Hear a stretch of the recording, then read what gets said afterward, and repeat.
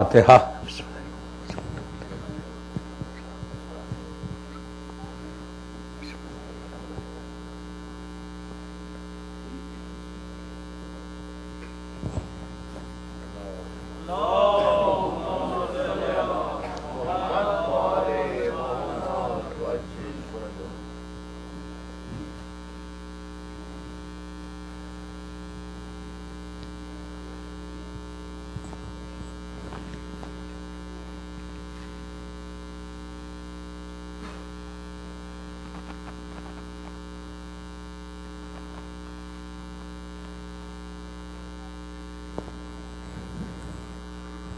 اعوذ باللہ من الشیطان الرجیم، بسم اللہ الرحمن الرحیم، الحمد للہ رب العالمین، الصلاۃ والسلام علی الرسول الثقلین، محبوب رب المشرقین المغربین، جد الحسن والحسین ابو القاسم محمد،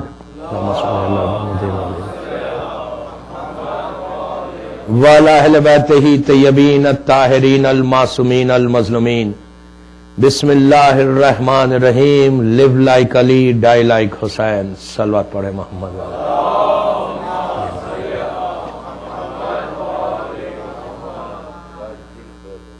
عزاداران امام، حسین امام بارگاہ کی یہ دوسری مجلس ہے اس سلوگن کے اوپر، اس نعرے کے اوپر کہ live like علی die like حسین۔ بولنے میں سننے میں بڑا اچھا ہے کہ مولا کی زندگی پہ ہم اپنی زندگی کو گزاریں، یہ دعا بھی ہے ایکچولی، اور دعا کرنا چاہیے کہ ہماری زندگی اس امام کی زندگی پر چلے، اور جنہوں نے بھی کوشش کی نا وہ بڑے کامیاب ہوئے، مکمل لائف، کمپلیٹ لائف جس کو آپ بول سکتے ہیں وہ ہوئی ان کی۔ لیکن پہلی چیز یہ ہے کہ کوشش کریں، ٹرائی کریں، یہ سوچ کے نہیں بیٹھے کہ یہاں پہ پاسبل نہیں ہے، اس ملک میں مشکل ہے، ہم کو اپنی طرح سے چل سکتے ہیں، علی کی زندگی پہ ہم نہیں چل سکتے۔ یہ فگر کو نکالنا ہے، یہ سوچ کو نکالنا ہے۔ یہ سوچ اگر ہمارے پاس سے نکل جائے نا، ہر انسان کوشش کر سکتا ہے، اور کوشش کرنے میں کوئی چیز امپاسبل نہیں ہے، ہر چیز پاسبل ہو سکتی ہے۔ امام یہ نہیں کہتا کہ تم آج کے سلمان بن جاؤ، سلمان تھے، بن گئے، بس کوئی اس منزل تک تو نہیں پہنچ سکتا، کوئی میسم کی طرح مکمل نہیں بن سکتا، لیکن کوشش تو کر سکتے نا۔ ٹرائی کرنے میں کوئی حرج نہیں ہے، کوشش کرنا اپنا کام ہے، منزل تک پہنچانا امام کا کام۔ مقصد امام پہنچاتا ہے، دیتا ہے، ایسا نہیں ہے کہ بالکل ہم گھر میں بیٹھ جائیں، یہ ہو ہی نہیں سکتا۔ آپ دنیا کی مثال لے لینا، کوئی انسان کافی اچھا اگر کہیں ایک جگہ ٹرائی کر رہا، جو آپ دوسری جگہ ٹرائی کر رہا، ایسا نہیں کہ گھر میں بیٹھ جاتا کہ یار اب تو مجھے ملنا ہی نہیں ہے، مجھے میرے پاس اتنی کوالیفیکیشنز ہے لیکن مجھے نہیں مل رہی، جاؤ۔ ٹرائی تو مسلسل کرتا ہے نا۔ کوئی شخص گھر میں بیٹھ کے زندگی نہیں گزارتا، بہت ریئر کیسز ہے وہ جو گھروں میں بیٹھے ہوئے۔ مرد کو تو بیٹھنا بھی نہیں چاہیے، کام کرنا چاہیے۔ تو بہرحال ایک ٹاپک وہ الگ ہے، لیکن کوئی گھر میں نہیں بیٹھتا، ہر آدمی کوئی نہ کوئی کہیں نہ کہیں کوشش کرتا، اور اگر اچھی یہ جاب ہے تو اور آگے بڑھنے کی کوشش کرتا، اور آگے بڑھنے کی کوشش کرتا۔ بزنس اگر چھوٹا ہے تو چاہتا ہے کہ بڑا بزنس ہو۔ کوئی انسان پیچھے نہیں جانا چاہتا، ہمیشہ آگے جانا چاہتا۔ تو مولا بھی تو یہ کہہ رہے، اور آپ مولا علی کے ماننے والے، کرارن و غیر فرارن کے ماننے والے، پیچھے ہٹنا نہیں ہے ہم کو۔ مولا علی کے ماننے والے ہمیشہ آگے بڑھے۔ دیکھیے کوشش آپ کریں، ٹرائی کریں، یہ سوچیں کہ اس دور میں بھی ہم کو اس منزل تک ہم پہنچ سکتے ہیں جہاں آپ کا امام آپ کو دیکھنا چاہتا ہے۔ سلمان جو ہے فرسٹ ڈے 10 درجے کے ایمان پہ نہیں پہنچے۔ ابو ذر پہلا دن جیسی اسلام قبول کیا 9 درجے پہ نہیں تھے۔ سلمان کی لائف ہی کتنی ہے رسول کے ساتھ؟ 4 سال، 5 سال، میکسیمم 6 ایئرز، 5 سال سے زیادہ نہیں۔ جنگ خندق میں تو آئے تھے، اس سے پہلے احد کے بعد آئے، لیکن آتے ہی تھوڑی وہ 10 درجے پہ پہنچے، لیکن کوشش کی، سال 2 سال کے اندر منیت کی منزل میں پہنچ گیا سلمان۔ ٹرائی کیے نا، تو اس طرح آج ہم بھی تو ٹرائی کر سکتے ہیں۔ اگر ہم اس طرح بیٹھ جائیں کہ ہم کو مولا علی کی زندگی پہ نہیں چلنا ہے، وہ تو بہت بڑی بات ہے، بہت بڑی بات نہیں ہے۔ تھوڑا سا آگے بڑھے، تھوڑا سا آگے بڑھے، ان چیزوں کو چھوڑیں جس کو علی پسند نہیں کرتا۔ اگر یہ ذہن میں ہے کہ نہیں یار ہے کہ کرنا ہی کرنا ہے، وہی کرنا ہے جو ہم کو پسند ہے، سب سے پہلے اپنی خواہشات کو چھوڑو، غدیر کے بعد پھر کوئی خواہش ہماری نہیں ہے، خواہش وہی ہے جو اللہ اور رسول کی خواہش ہے۔ قالو بلا کہا ہے وہاں پہ، اللہ کے رسول نے کیا لیا، وعدہ کیا لیا تھا کہ کیا میں تمہارے نفسوں میں تم سے زیادہ طاقت رکھتا ہوں؟ تو سب نے کیا کہا تھا؟ قالو بلا، بے شک۔ تو اب غدیر کے بعد اپنی مرضی نہیں ہے، جو مولا علی کی مرضی ہے وہ مرضی ہے، اس مرضی میں ہم کو چلنا ہے۔ تو آپ شکاگو میں رہیں یا دنیا کے کسی حصے میں رہیں، انسان اگر کوشش کرتا ہے تو بالکل منزل تک پہنچ۔ اور اسی لیے میں نے ان 4 دن میں ان ہستیوں کا ذکر کے لیے میں نے چنا کہ جنہوں نے اس پیریڈ میں، اس زمانے میں اپنے آپ کو مولا کی زندگی پہ چلانے کی کوشش کی اور وہ کامیاب ہوئے۔ یہ ہمارے مرجع ہیں۔ بہت بڑی بات ہے دوستو آج کے دور میں اس منزل تک پہنچنا۔ مرجعیت یہ ہمارا بیس ہے۔ مرجعیت اگر ہٹ جائے نا تو شیعت ختم ہو جائے، ورنہ ہم کو معلوم کیا تقلید کیا، یہ انکنڈیشنل سرنڈر کا نام تقلید ہے۔ بالکل کوئی کنڈیشن نہیں ہے۔ اگر آپ کا مرجع، آپ جس کی تقلید میں، اگر آپ کا مرجع بول دے کہ آپ کو یہ کرنا ہے تو آپ پوچھ ضرور سکتے، مرجع سے سوال ضرور کر سکتے، سوال معصوم سے نہیں کر سکتے، معصوم سے سوال نہیں کر سکتے۔ معصوم بول دے یہ ہے تو ہے، وہاں پہ یہ نہیں ہے۔ اگر آج کا دور کا شیعہ ہوتا تو وہ کم معصوم سے بھی کر ہی لیتا۔ شکاگو والے نہیں کرتے لیکن کر تو لیتے۔ یہ تو ضرور پوچھتے مولا یہ سمجھ میں نہیں آ رہا، اس لیے کہ آج کل تو ہمارے سمجھ میں آنا وہ بڑی بات ہے۔ اگر کسی شیعہ کو سمجھ میں آ جائے تو بہت بڑی بات ہے یار کہ ہمارے سمجھ میں آ گیا۔ اتنی آسانی سے کے ساتھ اعتراض کر رہے، کہتے ہیں مولانا میں کہہ رہا ہوں یہ 14 کا چاند ہے، ویری گڈ، 2 محرم کا چاند ہے، میں کہہ رہا ہوں یہ تو 2 کا چاند نظر آ رہا۔ بابا ایک چیز یاد رکھو، اسلام میں 2 کا اور 1 کا اور 14ویں کا چاند کا کوئی تصور نہیں ہے، تصور ہی نہیں ہے۔ اگر کوئی یہ کہے کہ آج میں کہہ رہا ہوں پہلی کا چاند ہے، اسلام میں پہلی کا چاند بھی نہیں ہے، اسلام میں 29 یا 30 کا چاند ہے بس، یا 29 یا 30۔ اگر آپ آ کے کہیں میں کہہ رہا ہوں میرا علم یہ کہہ رہا ہے یہ دوسری کا چاند ہوگا، آپ کا علم کہہ رہا ہوگا، اسلام کا علم نہیں کہہ رہا۔ اسلام کہتا ہے کہ 29 کا چاند دیکھو یا 30 کا چاند دیکھو، اور اس میں کوئی کنڈیشن ہی نہیں ہے۔ تو آپ بڑے آسانی کے ساتھ مرجعیت پہ اعتراض جو ہے نا، ہمارا یہ سب سے بڑا اعتراض ہے کہ تقلید جو ہے، یہ تقلید شروع کب ہوئی؟ آج تھوڑی شروع ہوئی، یا 100 سال پہلے شروع ہوئی تقلید، یا 500 سال پہلے شروع ہوئی، یا 1000 سال پہلے شروع، کب شروع ہوئی؟ تقلید ہر امام کے دور میں تھی، اور اللہ کے رسول کے زمانے میں۔ اللہ کے رسول کے زمانے میں کس نے کی تھی تقلید؟ سب رسول تو معصوم تو سامنے، پھر تقلید کیا ہے؟ اسلام آیا نیا نیا، پلیز غور سے سنیں کہ تقلید کا سٹارٹ کہاں سے ہوئی۔ تقلید آج جو بڑا آرام سے کہتے ہیں کہ ہم کو تقلید کرنا نہیں ہے، ہم امام زمانہ کی تقلید میں۔ بابا امام کی تقلید نہیں ہوتی، اطاعت ہوتی ہے، سمجھے؟ امام کی اطاعت ہے، حکم ہے، امام کے حکم کو ماننا ہے۔ یہ مت بولو کہ ہم کو تقلید کرنا نہیں ہے، ہم امام کی تقلید میں۔ ارے واہ، امام کی کوئی تقلید کرتا ہے؟ امام کی تقلید نہیں ہے، اطاعت ہے، وہاں پہ ماننا ہے، ہر بات کو ماننا ہے۔ اگر نہیں مانو گے تو دائرہ اسلام سے خارج ہو جاؤ گے، وہاں اتنا ضروری ہے۔ تو کہتے ہیں ہم کو امام کی تقلید نہیں، اطاعت ہے، وہاں پہ حکم ہے، جو امام بولتے ہیں بس ختم، وہی ہے، اپنی مرضی وہاں نہیں چلتی۔ تقلید جو پہلی تقلید کی گئی زمین پہ اسلام آنے کے بعد، جو پہلی تقلید تھی، اسلام آیا 5 سال کا اسلام تھا مکے میں، کافر مشرکین حملہ کر رہے تھے،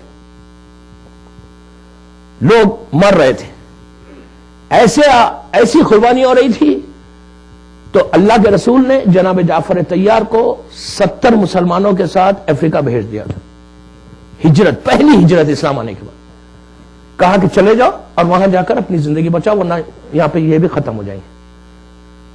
جعفر طیار 70 مسلمانوں کو، 70 مسلمز کو لے کے چلے گئے افریقہ میں۔ اور تقلید ہم اس لیے کرتے کہ اگر کل مرنے کے بعد روز محشر اللہ آپ سے پوچھے کہ تم نے وضو ایسے کیوں کیا، وضو میں پانی ایسے کیوں ڈالا، اس لیے کہ وضو میں 5 چیزیں ہیں نا، جو واجب ہے، چہرے کا دھونا، ہاتھ کا دھونا، مسا، یہ واجب ہے. یہ اگر آپ نہیں کریں گے تو آپ کا وضو نہیں ہوتا. جو واجب ہے، مین چیز آپ کا کیا ہے؟ وضو ہے. اگر وضو نہیں ہے صحیح تو نماز ختم ہوگی. پوری عبادت ہے. پلیز غور سے سننا 2-3 منٹ. لیکن آج مسئلہ کلیئر ہی ہو جائے گا. تقلید ہم کیوں کرتے ہیں؟ تو کل اگر آپ سے اللہ پوچھے کہ تم نے یہ وضو، تمہاری کوئی نماز میرے پاس ایکسپٹ نہیں ہوئی، تم نے وضو خراب کیا ہے، کیسا کیا تم نے یہ وضو؟ پانی ایسے کیوں ڈالا؟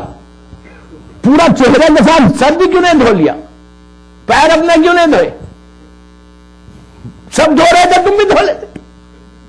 میں کیا کہہ رہا ہوں؟ نہیں، یوں کیوں کیا؟ اور اتنا ڈرائی رکھ کے کیوں کیا؟ سر کے بالوں کو اتنا ڈرائی پہ 2 انگلی 5 انگلی سے کیوں کیا؟ سر دھوتے، کان تک لے کے جاتے. تو آپ کیا کہیں گے؟ آپ کہیں گے کہ اگر اللہ اسلام نے یہ کہتا ہے. نہیں، اسلام یہ نہیں کہتا. اللہ پوچھے گا تم نے رسول کو دیکھا کرتے ہوئے؟ 2012 کا شیعہ بول سکتا کہ کیا میں نے مولا علی کو دیکھا یا رسول کو دیکھا یا امام حسن کو؟ کسی امام کو ہم نے دیکھا ہے؟ ہم نے کسی کو بھی نہیں دیکھا. تو پھر ہم یہ وضو کیسے کر رہے ہیں؟ کس نے بتایا آپ کو یہ وضو کرنا؟ جو بیسک چیز ہے، میں پوری ڈیٹیل میں نہیں جا رہا، صرف بیسک چیز بتا رہا کہ ایک وضو صحیح ہے تو پوری عبادتیں صحیح ہو جائیں گی. اس لیے کہ نماز روزہ کچھ بھی نہیں ہوگا اگر وضو صحیح نہیں تھا. تو کہا تم نے کیا کیوں ایسا؟ تو ہمارے پاس جواب کیا؟ آج کا شیعہ بولے گا کیا کہ ہم کیا مولا کو دیکھا، ہم نے رسول کو دیکھا، کسی امام کو نہیں دیکھا؟ تو اس وقت ہم کہیں گے کہ ہم نے آغا، مثال کے طور پہ آغا شیستانی نے کہا اسی لیے ہم نے کیا. ایک صلوات پڑھے محمد والے محمد باواز بلند صلوات پڑھے. اللہم صلی اللہ تو آپ کہیں گے کہ آغا شیستانی نے کہا اسی لیے ہم نے ایسا وضو کیا. تو ہمارا وضو صرف وضو نہیں، ہماری پوری عبادت ہے. کون قبول کروا رہا ہے؟ ہمارا مرجع. مرجع کو پوچھا جائے گا کہ تم نے کیسے کیا تو وہ جواب دے گا. تو ایگزیکٹلی یہی چیز ہے. پہلی چیز، جو کچھ آپ کی عبادتیں قبول ہو رہی ہیں، آپ تو شکر ادا کریں کہ آپ کی عبادتوں کو کوئی قبول کرانے والا ہے. ہماری ساری عبادتوں کو کوئی قبول کرانے والا ہے. اور ہم بچ جائیں گے، وہ پکڑے جائیں گے. اگر غلط ہے تو سزا مرجع کو ہوگی، آپ کو نہیں. اس لیے کہ آپ کہہ رہے ہیں میں نے اس کو فالو کیا. تو پہلی تقلید ہوئی کیسے؟ اب سنیں. جب جناب جعفر طیار افریقہ گئے، افریقہ میں جا کر انہوں نے 14 برس یا 15 برس 15 ایئرس یا 14 ایئرس یا 13 ایئرس وہ وہاں رہے. وہ 13 سال 13 ایئرس جو انہوں نے پریچ کیا، تبلیغ کی، اسلام کا پروپوگیشن کیا، اسلام کا ہر طرف پھیلایا. کئی ہزار مسلمان ہوئے. ان 13 برس میں جو مسلمان ہوئے انہوں نے نمازیں بھی پڑھی اور انہوں نے روزے بھی رکھے. اس لیے کہ روزے کا جو حکم آیا تھا وہ 2 ہجری میں آیا تھا جب امام حسن علیہ السلام کی ولادت ہوئی تھی. اس سے پہلے روزے واجب نہیں تھے. تو جب روزے کا یہاں حکم آیا تو یہاں افریقہ میں اطلاع دی گئی کہ روزہ ایسا رکھنا چاہیے، اس وقت کھولنا چاہیے، اس وقت بند کرنا چاہیے. تو وہاں پہ لوگوں نے روزے رکھے. جتنے اسلام کے قوانین ہیں وہ پورے افریقہ میں بھیجے گئے پیغام، اور جعفر طیار نے ان کو تبلیغ کی. وہاں جتنے لوگ مسلمان ہوئے، روزہ رکھے، عبادتیں کی، تو وہ کس کو دیکھ کے کر رہے تھے؟ وہ رسول کو دیکھ کے نہیں کر رہے تھے، وہ جعفر کو دیکھ کے کر رہے تھے.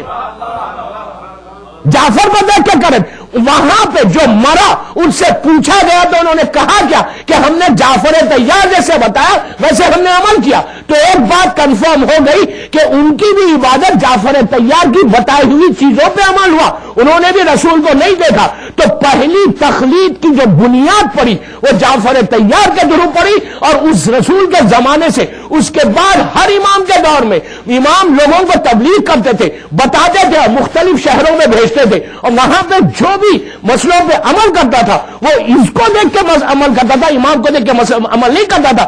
ایسے قرنی پوری زندگی کس کی تقلید میں رہا؟ رسول کو تو دیکھا ہی نہیں. اور اللہ کا رسول کہتا ہے کہ اویس ہمارا دوست ہے، میرا بھائی ہے. اویس کیسا رہا؟ رسول کو دیکھ کے اس نے عبادت نہیں کی. وہ احکامات پہ کیا توڑ رہا؟ اویس نے جس کو تبلیغ کی وہ لوگ اویس کو دیکھ کے بچے. تو دوستوں تقلید آج کی نہیں ہے. اور ایک مرجع آج جو فتویٰ دیتا ہے وہ دیتا کیسے؟ ایک فتویٰ دینے کے لیے 6,500 قرآن کی آیتیں ذہن میں رہتی ہیں. 6,500 پوری حدیثیں. ہماری حدیثوں کی کتابیں جو ہے، میں نے کل کہا کہ اصول کافی میں 16,500 حدیثیں. ملا یازر الفقی شیخ صدوق کی کتاب جو دوسرا مرجع ہے ہمارا، شیخ صدوق، آج ان کا ذکر آئے گا، ان کی کتاب تہذیب اور اقتصاد، یہ 4 بڑی کتابیں ہماری حدیثوں کی، جس میں ہزاروں حدیثیں موجود ہیں. حدیث کیا؟ سیئنگز آف معصومین، سیئنگز آف رسول. یہ پورے حدیثوں کو ذہن میں رکھنا، 6,500 آیتیں ذہن میں رکھنا، پورے وہ راوی جو نیریٹرز تھے کہ جن کی ذریعے یہ حدیث آئی، ان کے پورے خاندان کو ذہن میں رکھنا. یہ 3 چیزوں کو یاد رکھنا. اس کے بعد ان سے پہلے جو علماء، جیسے آغا شیزانی کوئی فتویٰ دے رہے، یہ 3 چیزوں کو ذہن میں رکھتے، 6,500 آیتوں کو رکھتے ہیں، پورے حدیثوں کو ذہن میں رکھتے. اس کے بعد پورے حدیث لکھنے والوں کے خاندان کو، ان کی صداقت کو ذہن میں رکھتے. چوتھی چیز، وہ تمام بڑے علماء، ان سے پہلے جو 1200 سال میں جتنے مرجعوں نے اس مسئلے کے اوپر فتویٰ دیا، ان کے پورے مسئلوں کو ذہن میں رکھ کر اس کے بعد ایک فتویٰ دیتے. ایک فتویٰ، ایک نماز کا مثال کے طور پہ فتویٰ ہے، تو اتنا پڑھنے کے بعد فتویٰ دے رہا. ہم آسانی سے کہتے ہیں ہماری سمجھ میں نہیں آتا. اتنے چیزوں کو جاہل نہیں ہے، اتنے چیزوں کو ذہن میں رکھ کر وہ فتویٰ دے رہے. ہم کتنی آسانی سے کہتے ہیں کہ ہمارے سمجھ میں نہیں آتا. اسی لیے کہا کہ ایک مرجع پہ اعتراض کرنا ایسے جیسا امام پہ تم اعتراض کر. مذاق نہیں ہے. ان علماء کی زندگی کو دیکھیں کہ انہوں نے کیسی قربانی دی. دوستوں، آج ہم کوئی چیز نہیں دیتے. ہم اسلام کے لیے ہم کر کیا رہے؟ ہماری فکر کیا ہے؟ ہم سوچ رہے کیا؟ اگر یقین کرے ذرا سا اگر انسان آگے بڑھے نا، اس کو احساس ہوگا کہ اسلام کیا چیز ہے. ان علماء نے اپنی پوری زندگی کو ڈیووٹ کر دیا اسلام کے خاطر. غیبت امام میں مذاق نہیں تھا. اور ایسے حالات میں کہ جب تلوار چل رہی ہے، ایسے حالات میں جہاں مولا علی کا نام نہیں لے سکتے، ایسے حالات میں اپنے بچوں کا بھی خیال رکھنا، اپنے مال کو بھی خرچ کرنا، اپنے وقت کو بھی نکالنا، علم کو بھی حاصل کرنا، اور ایک فتویٰ دینا، اور کتابوں میں حدیثوں کو لکھنا، یہ مذاق نہیں تھا. یعقوب کھلینی کی پوری زندگی، 75 ایئرس کی زندگی میں صرف انہوں نے ایک کتاب کے پیچھے 18 سال ختم کیے. دوسری کتابوں کے پیچھے کسی کے 5 سال، کسی کے ساتھ 10 سال، پوری لائف کو ڈیووٹ کر دیا تھا اسلام کے خاطر. اس لیے کہ وہ جو پیریڈ تھا، جس پیریڈ میں یعقوب کلینی نے کام کیا، وہ زمانہ ہے جو تیسرے نائب حسین ابن رو، جن کے ذریعے 15 شعبان کا عریضہ بھیجتے، وہ امام کی غیبت صغریٰ کا زمانہ. اس زمانے میں 2 نائب موجود ہیں. اس کے بعد یعقوب کلینی کا وہ حصہ ہے کہ جنہوں نے پوری زندگی کو اس حدیثوں کو، کتابوں کو جمع کر کے 329 ہجری 15 شعبان کے قریب ان کا انتقال ہوا. جب ان کا انتقال ہوا اور ان کو دفن کیا گیا بغداد میں، جب جائیں زیارتوں پہ تو ساؤتھ بغداد میں، جب قاسمین سے آپ نیو بغداد کی طرف جاتے، وہ فلائی اوور ہے، اس کے ساؤتھ سائڈ پہ آج ان کا بہت بڑا مزار ہے. آج سے 200 سال پہلے ان کی قبر وہاں پہ جو بنی عباس کی حکومت تھی، اس حکومت کا جو کنگ تھا، جو رہبر تھا، جو گورنر تھا، اس نے کہا کہ مولا کے پاس قاسمین میں یہ لوگ کیوں جا کر زیارت کرتے؟ اتنا سال ہو گئے ان کو شہید مر کے، اب کیا ہے ان کے پاس؟ تو لوگ وہاں پہ جو تخیے میں لوگ تھے، جو اپنے مذہب کو چھپائے ہوئے تھے، ان لوگوں نے کہا کہ نہیں، ان کا شیعہ عقیدہ یہ ہے کہ امام تو بہت بڑی بات ہے، ان کے علماء جو ہے ان کا جسم بھی باقی رہتا ہے. 1100 سال کے بعد تاریخ کا عجیب واقعہ ہے. 1100 ایئرس کے بعد دوستوں، جب ان کی خبر کھولی گئی تو ان کا کفن ویسی تھا، ان کی داڑھی پہ جو غسل کا پانی تھا وہ موجود تھا.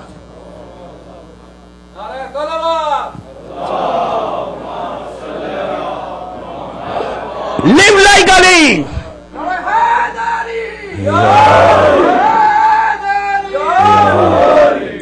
آسان ہے سننا. 1100 سال 1100 ایئرس کے بعد ان کی باڈی انٹیکٹ تھی. خالی باڈی نہیں تھی، کفن بھی تھا، وہ کپڑا بھی تھا، معمولی کاٹن کا کپڑا، وہ بھی میلا نہیں ہوا. اس کے ساتھ ایک اور معجزہ دیکھیں، جو معجزہ معصوم کے ساتھ ہوتا ہے. معصوم کے ساتھ معصوم کے ساتھ ان کی باڈی کے ساتھ ایک چھوٹے سے بچے کی بھی میت تھی، وہ بھی بچی ہوئی تھی. یہ صفت معصوم کی ہے کہ اگر کوئی جوار میں آ جائے تو وہ بچ جائے. یہ صفت معصوم کی ہے کہ کربلا کے حدود میں کوئی آ جائے تو وہ بچ جاتا. لیکن اگر اسلام کے لیے کام کرو گے تو امام اپنے غلاموں کو بھی یہ اسٹیج تک پہنچاتا ہے. آپ سمجھ رہے میری بات؟ اگر کام کریں گے، اعتراض کرو گے تو کچھ نہیں ملنے والا ہے. سب سے پہلے اعتراض کرنا چھوڑو ان علماء کے اوپر کہ جن کے بارے میں ہم کچھ نہیں جانتے. اب آپ یہ بولیے کہ یہاں جب جاتے ہیں، کوئی خدا نہ خواستہ کوئی بیمار ہوتا ہے، ڈاکٹر کے پاس جاتے ہیں، ڈاکٹر جب بولتا ہے کہ یار تمہارے جسم کے اندر یہ بیماری ہے، کیسا سر جھکا کے بالکل ریلیجیسلی بیٹھ کے سنتے ہیں. کسی کے سامنے نہیں سنتے. جو شخص ہمیشہ سر اٹھا کے شکاگو میں گھومتا تھا، پیسے کا اتنا غرور کہ کبھی کسی کی بات ہی نہیں سنتا، کسی محفل میں آتا نہیں، اگر کوئی سلام بھی کرتا تو صرف سر ہلاتا، اس لیے کہ ہاتھ اتنے وزن ہو گئے کہ ہاتھ تھوڑی اٹھا سکتا. پیسے کا وزن اتنا ہے ہاتھوں میں کہ اٹھا نہیں سکتا، بس خالی سر ہلا دے. وہی بڑی بات ہے کہ اس نے سر ہلا دیا. لیکن ڈاکٹر کے سامنے جب بیٹھا، اس نے کہا یار تمہارے جسم میں تو یہ چیزیں، ایسا سر جھکا کے اس کے سامنے بیٹھ گیا. جبکہ وہ آپ کے مذہب کا بھی نہیں ہے، غیر مذہب کا، جو بول رہا ریلیجسلی ایکسپٹ کر رہے، مکمل اس کی تقلید میں چلے گئے. ٹوٹل سرنڈر اس کے سامنے. وہ بولتا ہے تم کو میں تمہارے جسم کو چیر دوں گا، تمہارے جسم کو پھاڑ دوں گا. کہتا پلیز کر دو لیکن مجھے بچا لو مجھے. ہر چیز ایکسپٹ کر رہی اس کی، جب آپ کو کچھ نہیں معلوم ہے. ہر چیز بھائی تم زندگی دے دے.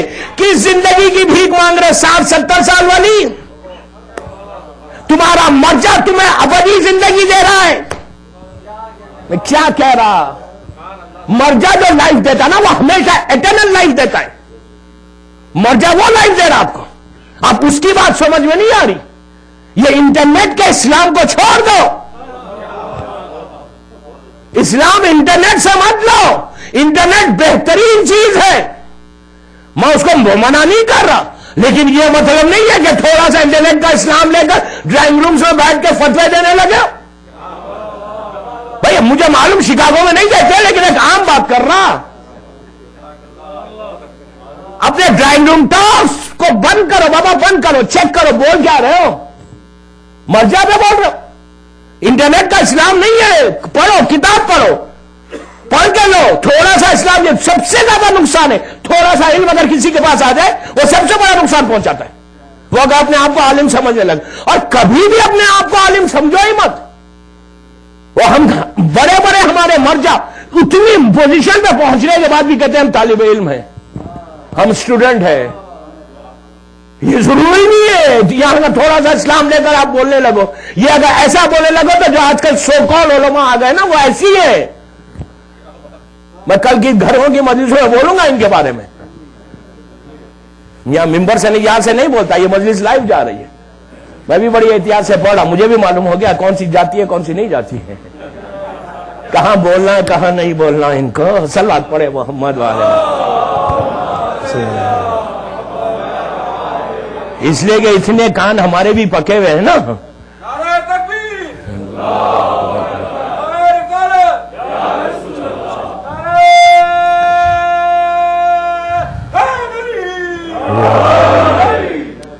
کبھی بھی یاد رکھیں، میں کل بھی میں نے کہا، آج پھر وہ ایک جملہ ریپیٹ کر رہا کہ ہمیشہ چیک کرو کہ عالم کیا ہے. کہ جو مذہب کو بالکل کھلونا بنائے ہوئے ہیں نا یہ علماء، ان کی طرف سے ہمارے علماء بدنام ہو رہے، ان کی وجہ سے. ہمارا عالم ایسا نہیں ہے، ہمارا مرجع ایسا نہیں ہے. اگر ہمارے مرجعوں کو دیکھنا ہے تو بہجت کو دیکھو، روح اللہ کو دیکھو، سیستانی کو دیکھو، علاج خوری کو دیکھو. یہ ہے ہمارے علماء. رضا گل پیغانی کو دیکھو، عراقی کو دیکھو، ان کو دیکھو. یہ نہیں ہے کہ جو اسلام کو ختم کر رہے. اور ہمارا کوئی عالم ایسا نہیں ہے. ہر عالم کے دل میں ولایت علی ایسی بھری ہوئی ہے جو ہمارے پاس نہیں. یہ جو علماء ہے نا یہ سوکارڈ ہے، یہ علماء سو ہے.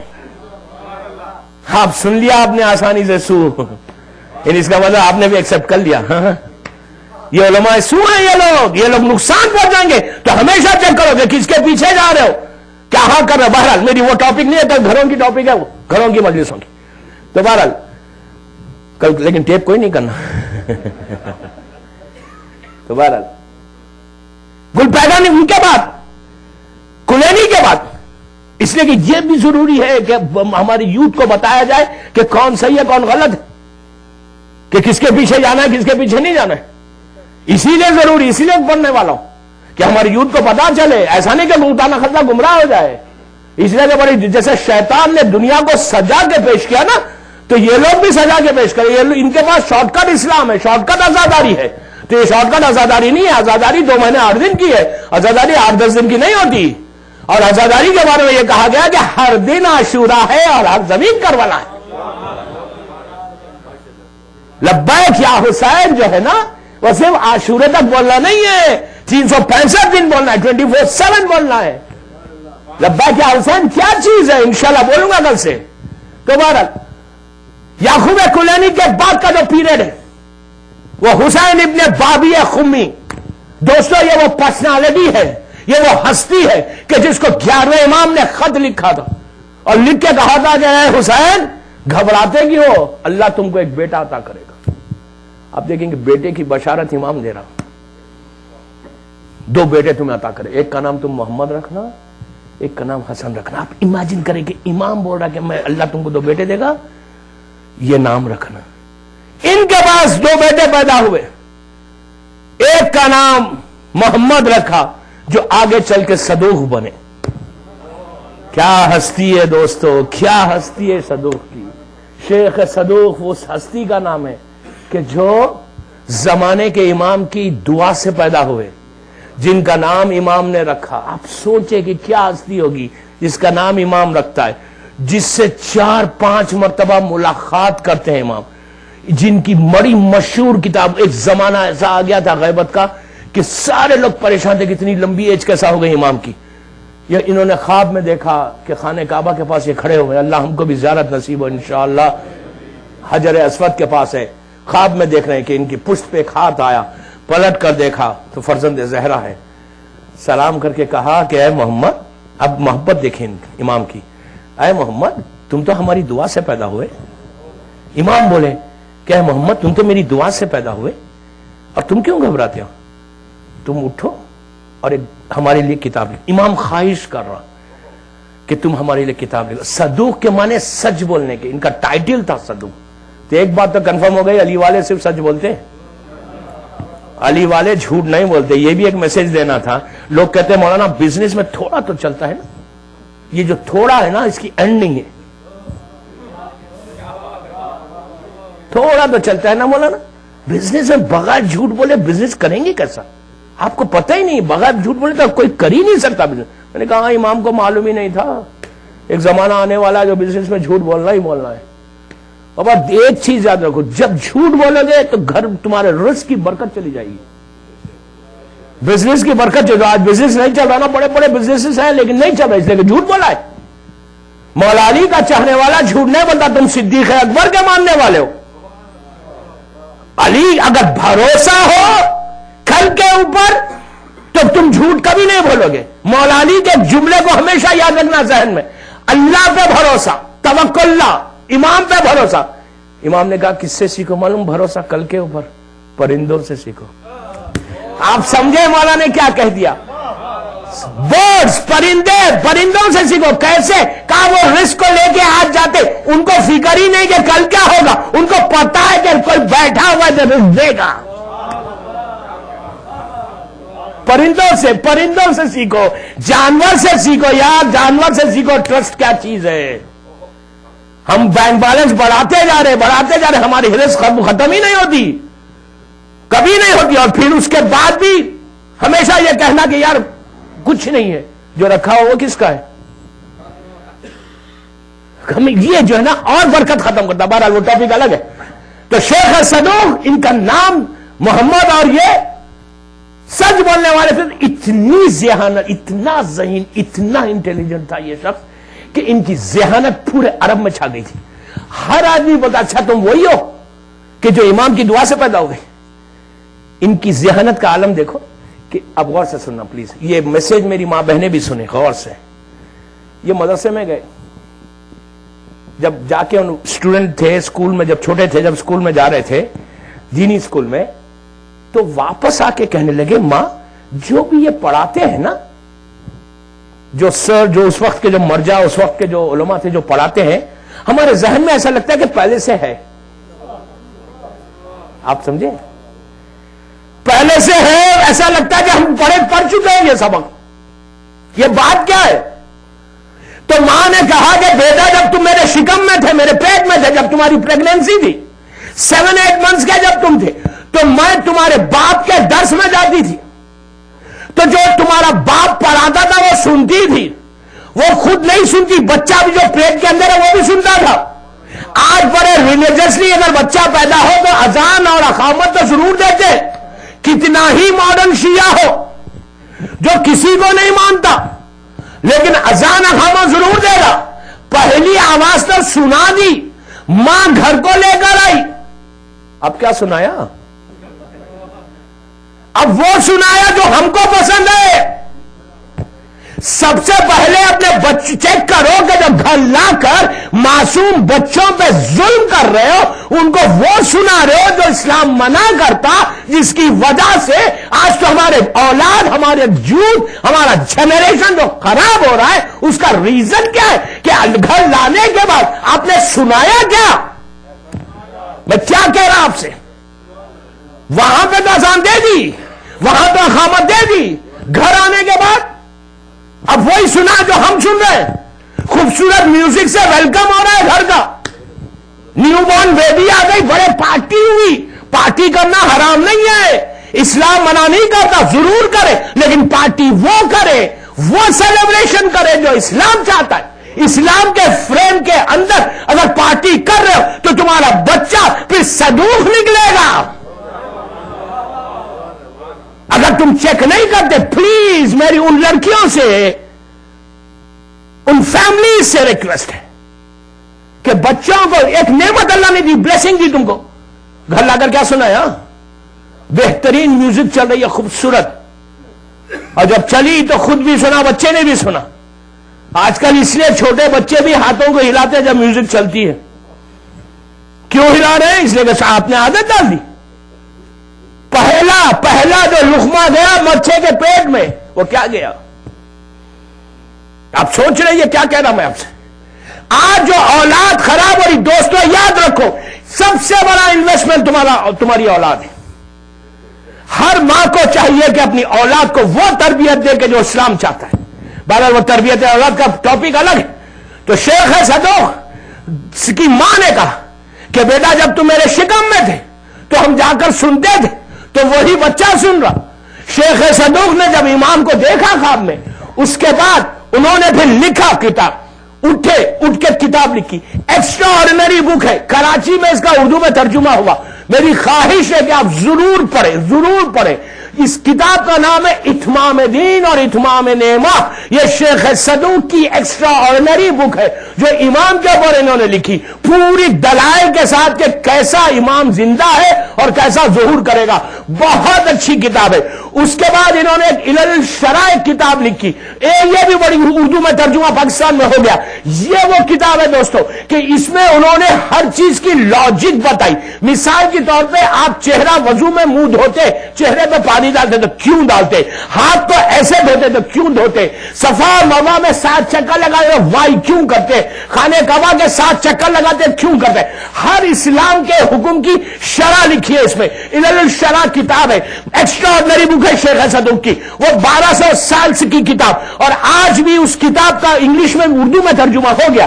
آئی ڈونٹ نو انگلش میں ہوا یا نہیں ہوا, لیکن یہ ہر گھر میں رہنا چاہیے. ریزننگ دی ہے کہ کیا ریزن ہے جو اسلام کے یہ احکامات ہے ہم کیوں کرتے. اس کے بعد شیخ صدوق کی ایک مکمل کتاب ہے مناظروں کی, ڈیبیٹس کی, جو انہوں نے دشمنان دین سے کیا اور کتنا انہوں نے اسلام کو پروپوگیٹ کیا.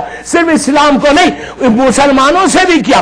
مسلمانوں کو جو شیعہ کیا، مولا کی محبت کی طرف، ولایت کی طرف لایا، یہ ان کی کتابیں نے ایکسٹرا آرڈنری بک. ان کے بارے میں یہ ہے کہ 150 بکس کا رائٹر تھا، 4 صدی کا یہ مجدد تھا. مجدد اس کو کہتے کہ جس نے زندگی دی ہے اسلام کو، نئی لائف دی ہے اسلام کو. ہمارے 14 ایسے مجتہدین ہیں کہ جن کو ہر صدی میں مجدد کہا گیا. مجدد یعنی نئی لائف دینے والا، نئی زندگی دینے والا. اگر یہ نہیں ہوتا تو اسلام ختم ہو جاتا. تو 4th سینچری کا شیخ صدوق کو ہر اہل سنت کے عالم نے لکھا کہ اگر یہ شخص نہیں ہوتا 4 صدی میں، 3 صدی میں، تو اسلام ختم ہوتا.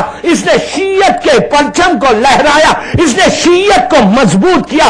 اس وقت کا سب سے بڑا ہمارا رہبر، 150 کتابوں کا رائٹر. جب شیخ صدوق آج ایران میں، تہران میں، شاہ عبدالعظیم، امام زادہ شاہ عبدالعظیم کا جو مزار ہے وہاں پر یہ دفن ہے. افسوس سے کہہ رہا، ہم امام زادہ کی زیارت کو تو جاتے لیکن کسی یہ توفیق نہیں ہوتی کہ اس مرجع کی زیارت کو جائے، اس کی خبر پہ جائے کہ جس نے ہم کو شیعت کا پیغام ہم تک پہنچایا.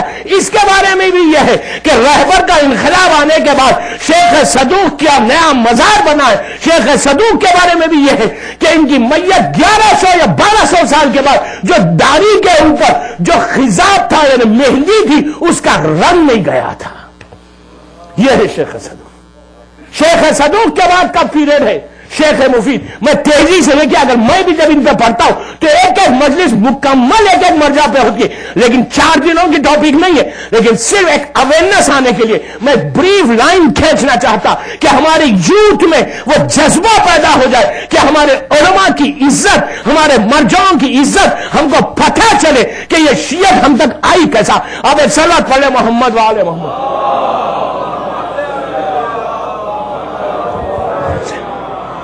ان کے بعد کا پیریڈ ہے شیخ مفید کا.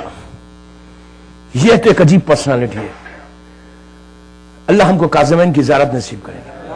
جب جانا کاظمین نا، یہ حرم کے اندر دفن ہے. حرم کے اندر شیخ مفید یہ وہ شخصیت ہے کہ ہمارا عالم دیکھیں کیسا ہوتا ہے. ان کی زندگی کا پہلا ایک چھوٹا سا واقعہ. ان کی ایج تھی 17-18 سال.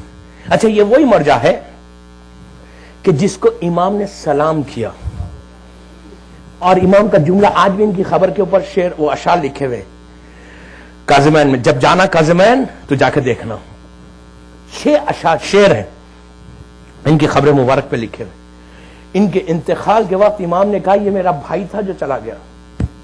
آپ سوچیں، سید نہیں ہے، شیخ ہے، لیکن ایسی پرسنالٹی کہ فرزند زہرا کہے یہ میرا بھائی تھا.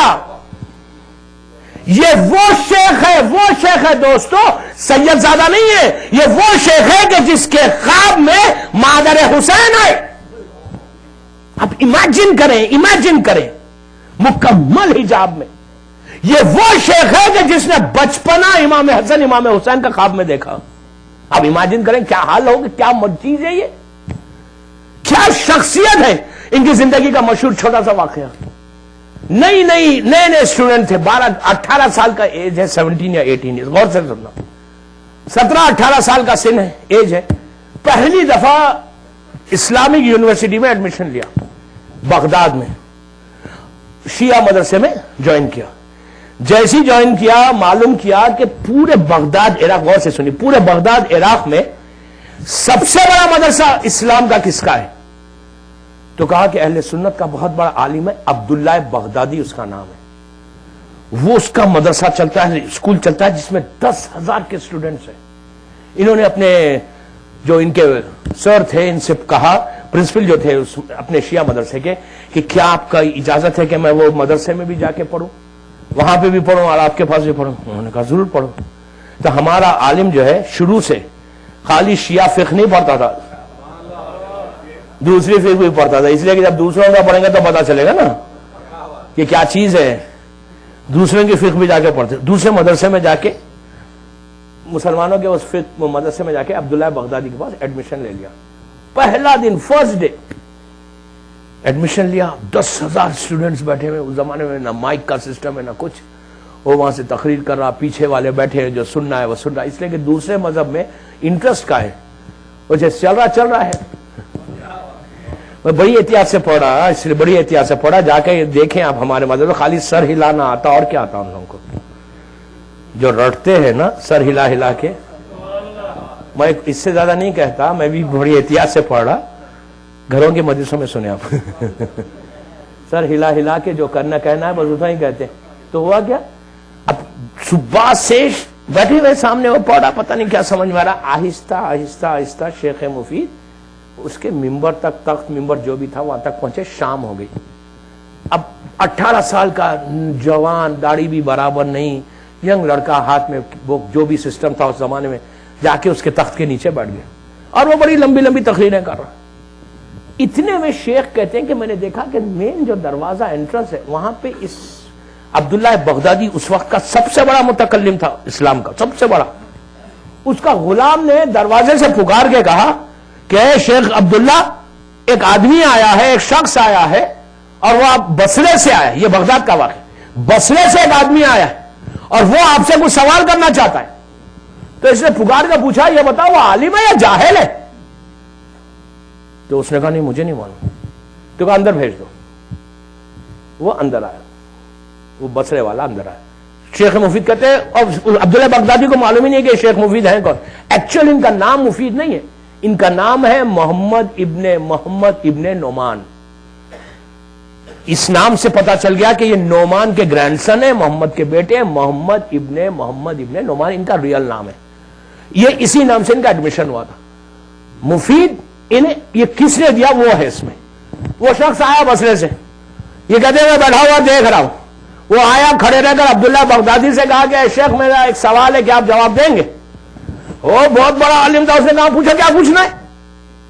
تو اس نے کہا, بصرے والے نے کہا شیخ یہ بتائیے کہ واقع غدیر میں اور واقع غار میں فرق کیا ہے؟ واقع غدیر میں اور واقع غار میں فرق کیا ہے؟ غار وہ کیو والا واقعہ, جب رسول نے کہا تھا اندر گھروں میں بیٹھے تو بڑی فکر تھی, باہر نکل گئے. رسول کہہ رہا ہے گھر کے اندر ہو, لیکن ان کو فکر, اس لیے حکم ہے کہ جو بولے وہ سنے. پہلی منزل پہ ٹھوکر کھا گئے نا, اطاعت رسول ہی ختم ہو گئی. اس رات میں رسول کا حکم کیا تھا؟ اس رات میں اللہ کے رسول کا حکم تھا کہ کوئی مسلمان گھر سے نہ نکلے باہر, عشاء کے بعد سب گھروں میں چلے جائے. سب کو گھروں میں بھیج دیا, ایک کو سلایا. صرف مولا علی سے کہا تھا کہ یا علی تم سو جاؤ میرے بستر پہ. تو میرا مولا نے کہا تھا کہ میرے سونے سے آپ کی جان بچ جائے گی. تو کہا تمہارے سونے سے بچے گی. تو مولا سو وہ ایسا اطاعت گزار کہ اس نے صرف سنا کہ حکم ہے کہ سونا, تو ایسا سویا کہ اللہ کو سونا ہی پسند آ گیا, سونا ہی پسند آیا. اسی لیے شاعر کہتا ہے کہ ہے یہ دستور زمانہ جو رہے سب سے بلند, وہی شے ہوتی ہے مقبول خریداروں میں. نفس حیدر کا ہوا عرش پہ سودائے دوست, ہاں یہ یوسف نہیں بک جائے جو بازاروں میں.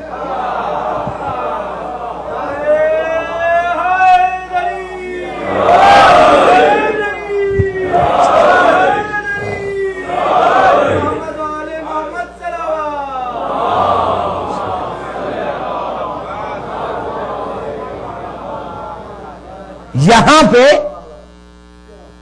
جب مولا سوئے, میں ابھی ان کا واقعہ کمپلیٹ کرتا ہوں, میں ایک تحفہ دینا چاہتا کہ جب مولا سوئے تو اللہ کے رسول نے کیا کیا؟ اللہ کے رسول نے چند کنکر اٹھائے نیچے سے, تھوڑی سی مٹھی اٹھائی, اٹھا کے سورہ یاسین کی آیت نمبر 8 9 پڑھی, 9th آیت. بسم اللہ الرحمن الرحیم وجعلنا من بین ایدیہم سدا ومن خلفہم سدا فاغشیناہم فہم لا یبصرون. مٹھی اٹھائی, آیت پڑھی. سامنے جو بڑے بڑے تلواروں کو لے کے کھڑے ہوئے تھے نا رسول کا مرڈر کرنے کے لیے, سب گھیرے ہوئے تھے. اٹھایا, آیت پڑھی, ایسا پھینکا ان کے سامنے, پھینکا. وہ لوگ ایسی دیکھتے رہ گئے, رسول ان کے سامنے سے باہر نکل گیا. یہ مکے میں پہلی مرتبہ محمد نے پڑھی تھی. آخری محمد نے سامرے میں پڑھی ان معتمد باللہ کے لوگوں کو کہ جو سامنے کھڑے ہوئے تھے. آخری مرتبہ جب لوگوں نے ہمارے امام کو دیکھا, وہ سرداب مقدس جو سامرے میں ہے، اللہ ہم کو زیارت پھر نصیب ہو، سرداب مقدس میں جب وہ گیا تو دیکھا سامنے پانی ہے اور ایک نوجوان مصلی پہ نماز پڑھ رہا ہے، اور امام کو پکڑنے کے لیے گیا تو امام نے مصلی کو ریپ کیا، غور سے اس کو دیکھا، یہ آیت کی تلاوت کی، اس کے سامنے سے پوری فوج کے سامنے سے باہر چلا گیا۔ جب باہر امام چلے گئے تو اس کو احساس ہوا، پوچھا وہ کہاں چلے گئے؟ میری آنکھیں تھی اور مجھے میری آنکھوں پہ پردہ کس نے ڈال دیا؟ تو امام نے پلٹ کے کہا ہم نے ڈالا، اس لیے کہ وہ ہمارے جد نے پڑھا تھا، اب ہم نے پڑھا۔ تو سورہ یاسین کی آیت نمبر 9، وَجَعَلْنَا مِن بَيْنِ أَيْدِيهِمْ سَدًّا وَمِن خَلْفِهِمْ سَدًّا فَأَغْشَيْنَاهُمْ فَهُمْ لَا يُبْصِرُونَ، یہ وہ آیت ہے دوستو، ہر کام آپ کروا سکتے اس میں، ہر کام۔ اگر کسی کے آنکھوں پہ پردہ ڈالنا ہے تو یہ آیت پڑھ کے پھونک دیں، لیکن حق پہ رہنا ہے، یہ وہ کام کے لیے یہ آیت نہیں چلتی۔ ہاں اگر حق پہ ہو تو یہ آیت پڑھو اور پھونکو، پھر دیکھو معجزہ ہے، میراکل ہے، عجیب چیز ہے، یہ قرآن ہے، قرآن۔ جو بھی شخص کامیابی چاہتا ہے، انٹرویو کے لیے جا رہے، بزنس لینے جا رہے، کوئی پرابلم میں ہے، کسی چیز کے لیے، آپ یہ پڑھو، پڑھ کے پھونک دے۔ رشتے کے لیے جا رہے، مجلس کے بعد بولوں گا، جس کو پوچھنا ہے مجھے فون کر کے پوچھ لے۔ سر بات پڑھے محمد والے محمد، عجیب آیت ہے قرآن کے سورہ یاسین۔ اللہ کے رسول نے پڑھا اور ان کافروں پہ پھینکا، پوروں کے سامنے پردہ آ گیا، میرا رسول چلا گیا اور پیچھے فوراً ایک جاسوس لگ گیا۔ ہمیں جاسوس کے علاوہ اور کیا بولیں اس کو؟ میں نے نام نہیں لیا، میں اپنے جملوں کا ذمہ دار، آپ کے ذہنوں کا نہیں ہوں، آپ جو چاہے سمجھے۔ ایک جاسوس جو تھا نا، کرمنل جاسوس، وہ لگ گیا پیچھے۔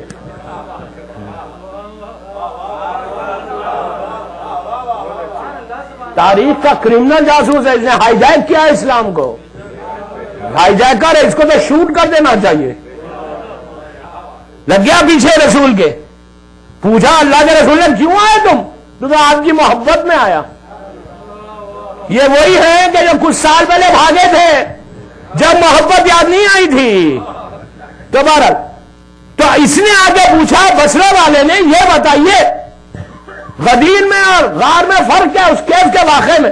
یہ عبداللہ بغدادی اپنے آپ کو بڑا اوور سمارٹ سمجھتا تھا، کہنے لگا، اب اس کو معلوم ہی نہیں نیچے کون بیٹھا ہوا ہے، کہنے لگا یار غدیر ایک واقعہ ہوا، ایک انسیڈنٹ ہوا، حدیث ہے رسول کی من کنت مولا و فاز علی مولا، اور یہ حدیث کا معنی مولا کے معنی کئی ہیں، کئی معنی مولا کے۔ واقعہ غار یہ ریالٹی ہے، حقیقت ہے، لوگوں نے ان کو جاتے ہوئے دیکھا۔ غدیر کا واقعہ ایک انسیڈنٹ ہوا، ایک حدیث ہے، ہزاروں حدیث ہے، یہ ایک حدیث ہے، مولا کے کئی معنی۔ غار کا واقعہ بڑا امپورٹنٹ واقعہ، اور ایک چیز ہمیشہ یاد رکھو، جو آنکھوں سے دیکھے اور جو کانوں سے سنے۔ حدیث کانوں سے سنی ہوئی بات ہے، کیا معنی ہے نہیں معلوم، لیکن جانا غار میں آنکھوں دیکھی بات ہے، اور ہمیشہ یاد رکھو جو آنکھوں دیکھی بات ہے نا، وہ کانوں سنی بات کے اوپر زیادہ مقام ہے اس کا۔ یہ کہہ دیا، یہ کنونس ہو کے پلٹ رہا تھا، شیخ مفید اٹھے، 18 سال کا سن ہے، مجمع پورا دشمن مجمع، پہلا دن کلاس کا، کھڑے رہ کے کہا کہ اے شیخ عبداللہ بغدادی کیا میں آپ سے کوئی سوال کروں؟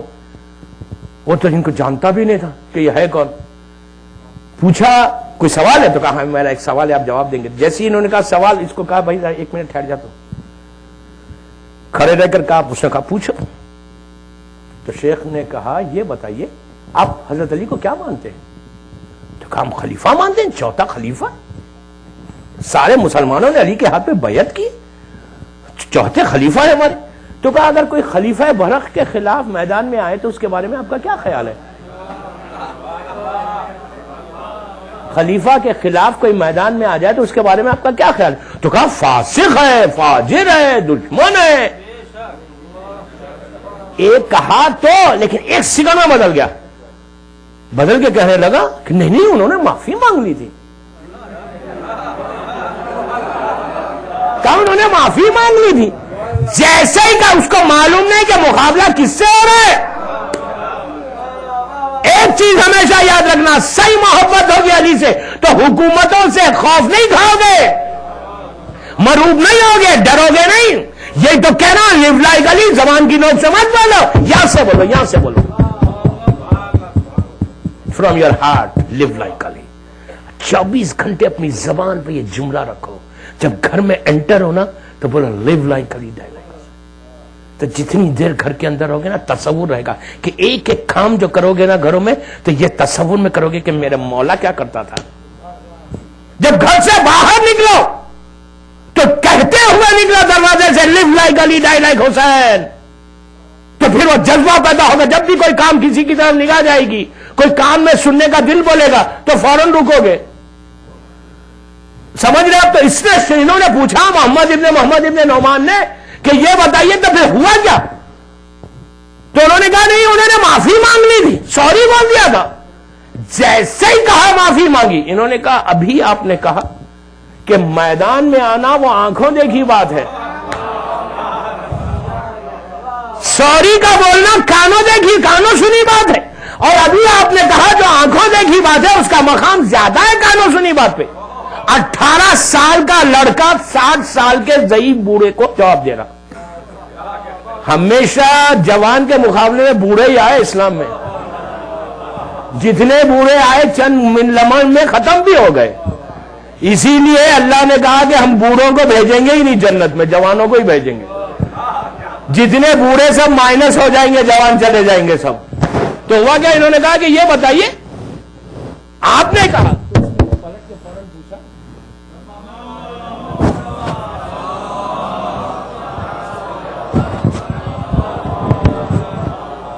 فوراً پلٹ کے پوچھا یہ بولو تم ہو کون؟ 18 سال کے لڑکے کو پوچھا تم ہو کون؟ انہوں نے کہا میرا نام یہ محمد ابن نعمان ہے۔ تو کہا کس کے شاگرد ہو؟ تو کہا فلاں استاد کے۔ اندر گیا، ایک لیٹر لکھا، لیٹر لکھ کے لا کے دیکھا، کہا اپنے استاد کو دے دینا۔ یہ اپنے مدرسے کو گئے، پہلا دن ہی تھا، پہنچے، لیٹر اس نے ہمیں ان کے استاد نے پڑھا، مسکرایا، پڑھ کے واقعہ پوچھا، انہوں نے واقعہ بتایا۔ تو اس عبداللہ بغدادی نے پہلی مرتبہ کہا تھا کہ اسلام کے لیے مفید ہوں گے،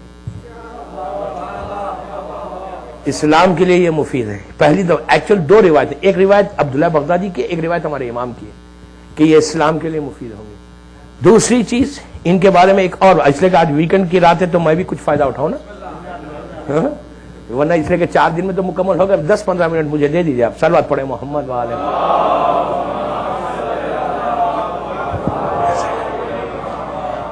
ان کا ایک اور مناظرہ چھوٹا سا ہے، اسی پہ پھر میں آگے بڑھوں گا، وہی مجلس کا آخری حصہ ہے، اس لیے کہ پھر دوسرے جو واقعات ہیں وہ کل بیان کروں گا، ان کے اسٹوڈنٹس کے جو واقعات ہیں وہ کل بیان کروں گا، کل کا ایک دن اور پرسوں کا ایک ہی دن ہے۔ دوبارہ ان کے بارے میں یہ ہے کہ یہ اتنا، یہ بھی جینیس تھا۔ ایک چیز ہمیشہ یاد رکھنا کہ امام کی محبت میں جو لیو لائک علی پہ اپنی زندگی کو گزارتا ہے نا، وہ کبھی سٹوپڈ نہیں رہتا، ڈفر نہیں رہتا، ذہن تیز ہونا لازم ہے۔ اس لیے شیعہ کا ذہن تیز ہونا لازم ہے کہ تم باب المدینہ تو علم سے وابستہ ہو۔ جو علی کے در سے وابستہ وہ بیوقوف ہوگا؟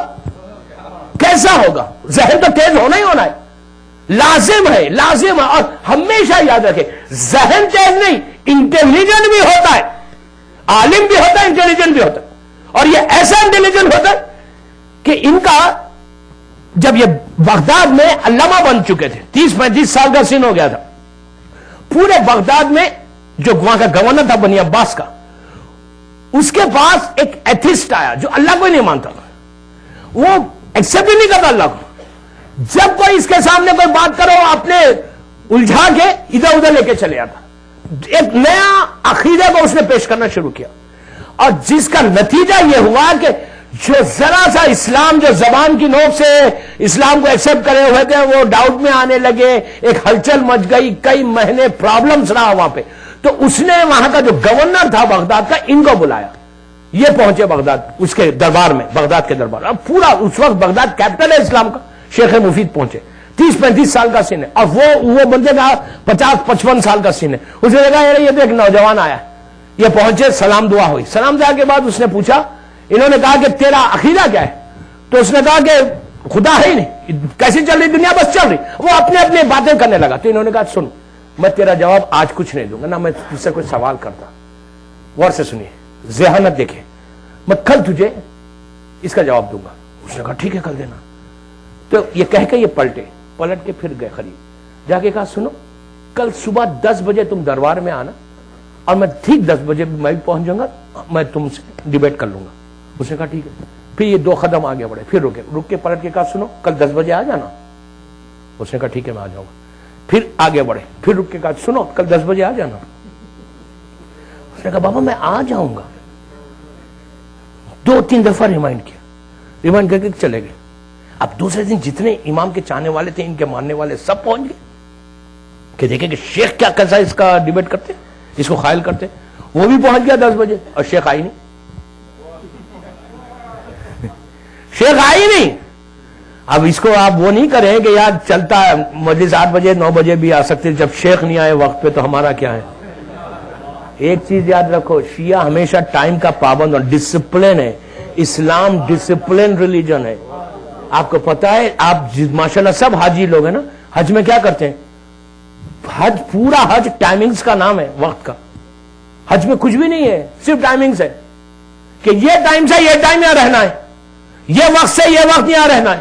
اور کیا کرنا ہے, صبح 12 بجے سے شام تک عرفے میں رہو, رات مزدلفہ میں گزار دو, 10 سے 12 ذیلحج کی دوپہر تک مینا میں رہو. اور کیا ہے, حج ٹائمنگز کا نام ہے. اسلام ایک ڈسپلن ریلیجن ہے. نماز اتنی دیر میں پڑھنا ہے ورنہ قضا, ہر چیز وقت کی ہے. اب شیعہ پہچانا وقت سے جاتا ہے. یہ نہیں کرو کہ 8 بجے کا ٹائم ہے 9 بجے آ رہے. آج ایک جگہ مجھے جانا تھا تو ان لوگوں نے کہا مولانا آپ گھبرائیے مت, 5 بجے کی دعوت ہے, 6 ساڑھے 6 سے پہلے کوئی آتا ہی نہیں ہے. بندہ کنفرم ہے کہ ان کے گھر جانا ہے تو 6 بجے جانا ہے. اس نے کہا ہم 5 بجے گئے تو پہلے تو تیاری نہیں ہوتی وہاں پہ. تو کبھی مت کرو آپ. ماشاءاللہ حسینی میں تو ٹائم پہ ہو رہا, میں بات کہہ رہا, بچوں سے کہہ رہا, بڑوں سے نہیں. یہ شیخ نے 3 دفعہ ریمائنڈ کیا اس کو, ریمائنڈ کر کے کہا دیکھو 10 بجے آ جانا. دوسرے دن پورا دربار سج گیا, گورنر بھی آ گیا اور شیخ ہی نہیں پہنچے. اب وہ گھڑی دیکھنے لگا, یار 10 منٹ آدھا گھنٹہ. اس نے شیخ پوچھنے لگا کہ تمہارا شیخ تو بڑی بڑی باتیں کر رہا تھا کہ وقت پہ 10 بجے آ جانا, وقت پہ آنا. 1 گھنٹہ 1.5 گھنٹہ. اس نے کہا تمہارا شیخ بھاگ گیا. اب جتنے امام کے چاہنے والے تھے بڑے گھبرا گئے کہ یار یہ شیخ کبھی نہیں کرنا, اتنا بڑا عالم, اور اس نے ایسی غلطی کر دی. 10:30 بجے دیکھا, مثال دے رہا, 10:30 بجے دیکھا کہ شیخ بڑا آہستہ آہستہ دربار میں انٹر ہوئے. اس نے کہا تم سے ڈیبیٹ تو میں بعد میں کروں گا, پہلے یہ بتا کہ کل تو بڑی بڑی باتیں کر رہے تھے کہ ٹائم پہ آنا ٹائم پہ آنا, تم کہاں تھے. شیخ بڑے خاموش, ذہین انٹیلیجنس ہی دیکھے آپ ان کی. شیعہ ہے نا, بیٹھے مولا اس کے سامنے. اس نے کہا پہلے سب چھوڑ دو, یہ بولے تم آئے کیسا دیر سے, ہوا کیا. تو اس نے شیخ نے کہا میرے ساتھ ایک عجیب واقعہ ہو گیا جس کی طرف سے مجھے دیر ہو گئی. پورے لوگوں کی نگاہیں اور اس کی نگاہ سب کے شیخ کے اوپر. کہا کیا ہوا, تو کہا ایک عجیب واقعہ ہو گیا. اچھا بغداد میں آج بھی ریور ہے جو موڈ آف ٹرانسپورٹیشن تھی اس زمانے میں, چھوٹی چھوٹی بوٹس میں بیٹھ کے کراس کرتے تھے, اور اس وقت کی جو بوٹس تھی وہ ہاتھ سے چلتی تھی, ملا جسے لکڑی سے چلاتی تھی. آج کی طرح اسٹیمرز نہیں تھی, مشین لگی ہوئی نہیں. تو کہا کہ لوگ ٹریول کرتے تھے ویسے. تو کہا کہ آج ایک عجیب واقعہ ہوگا. تو سب کی نگاہ ان کے اوپر گئی. کہا کیا ہوا, تو کہا جب میں آیا وہاں پہ اس کریک کے اوپر بوٹ لینے کے لیے تو میں نے ایک عجیب واقعہ دیکھا. وہاں پورا کریک کے اوپر ایک ہنگامہ مچا ہوا تھا. پورا کہا ہوا کیا, تو کہا میں نے ایک بوٹ دیکھا, ایک شپ دیکھی, چھوٹے سا وہ دیکھا, بوٹ دیکھی, کشتی دیکھی کہ اس میں کوئی چلانے والا نہیں ہے, ملا نہیں ہے. اس میں پیسنجرز بیٹھے ہوئے, وہ چلتی ہے پانی میں, ایک جگہ جا کے رکتی ہے, کچھ پیسنجرز اترتے, نئے پیسنجرز بیٹھتے, پھر آگے بڑھتی ہے, پھر پیسنجرز اترتے, پھر چڑھتے ہیں. تو کہا کہ یہ ایک عجیب واقعہ میں نے دیکھا. تو جیسے کہا اس نے زور سے ہنسا, ہنس کے مجمع کو دیکھ کے کہا وہ گورنر کو, کس بیوقوف کو لے کر آئے ہو میرے سامنے کہ کیا کوئی کشتی بغیر ملا کے چلتی. اس زمانے میں تصور ہی نہیں تھا ریموٹ کا, تصور ہی نہیں تھا ریموٹ کا. تو کہا بھائی کس بیوقوف کو لائے ہو میرے سامنے کہ یہ بغیر ملا کے کوئی کشتی چلتی ہے. انہوں نے پلٹ کے کیا اپنے بارے میں کیا خیال ہے تیرا, جب تو یہ کہتا ہے کشتی نہیں چلتی تو زمین اور آسمان کیسے چل رہے, یہ پوری دنیا کیسے چل رہی ہے, کوئی چلانے والا تو ہے. اس خالی اس پہ یہ مسلمان ہوا. شیخ مفید کی ذہانت کا یہ عالم کہ ان کے ایسے 3-4 اور مناظرے, اور ایک مناظرہ سن لیں ان کا. ان سے جب یہ باتیں ہونے لگی تو اس وقت اس نے کہا, اس حاکم نے کہا کہ شیخ تم بالکل سچ کہتے ہو, تم ہر وقت اسلام کی باتیں کرتے، لیکن یہ بتاؤ کہ تم ان کو پہلے کیوں مانتے، علی کو پہلے کیوں مانتے، کیا حساب سے مانتے؟ جب وہ تھے اور ان کو رسول نے بنایا، وہ سینئر سٹیزن تھے اس وقت کے. میں نے کچھ نہیں کہا. صلوات پڑھے محمد والے محمد. وہ سینئر سٹیزن تھے اسلام کے، اس لیے ان کو بنایا. تو تم ان کو کیوں نہیں ایکسپٹ کرتے؟ تو انہوں نے کہا کہ میں کیسے ایکسپٹ کروں، اللہ ان پہ بھروسہ نہیں کرتا تو میں کیسے بھروسہ کروں؟ تو کہا تمہارے پاس پروف کیا اللہ بھروسہ نہیں کرتا؟ اس سینئر سٹیزن پہ پروف کیا ہے تمہارا کہ اللہ بھروسہ نہیں کرتا؟ تو شیخ نے کہا کہ پروف کیا ہے؟ اللہ کرتے ہی نہیں تھا ان پہ بھروسہ. تو کیسے کہہ رہے بھروسہ نہیں کرتا؟